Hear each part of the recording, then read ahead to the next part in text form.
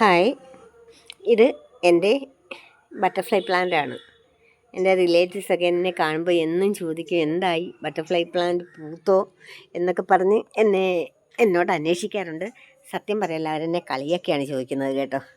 കാരണം നമ്മുടെ പറമ്പിലൊക്കെ ചുമ്മാതെ കണ്ടുകൊണ്ടിരുന്ന ഈ ചെടി ഇപ്പോൾ ഞാനിത് ചെടിച്ചട്ടിയിൽ അരിയിട്ട് കിളിപ്പിച്ച് വളർത്തി എന്നൊക്കെ പറഞ്ഞപ്പം പകുതി കളിയായിട്ടും പകുതി കാര്യമായിട്ടുമാണ് അവർ ചോദിക്കുന്നത്, എന്തായി ബട്ടർഫ്ലൈ പ്ലാന്റ് എന്തായി എന്നതാ.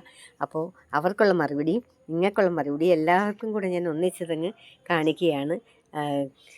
ബട്ടർഫ്ലൈ പ്ലാന്റ് ഈ പരുവത്തിലെത്തിയിട്ടുണ്ട്.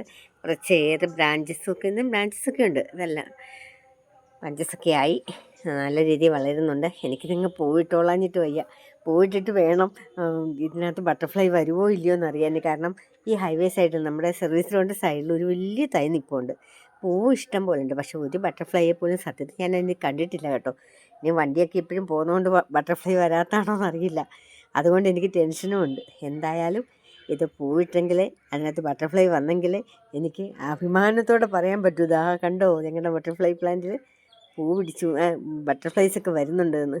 അതുകൊണ്ട് എത്രയും വേഗം ഇത് പൂവിടാൻ ഞാൻ ആഗ്രഹിക്കുന്നുണ്ട്. ശരിയല്ലേ കൂട്ടുകാരെ? അത്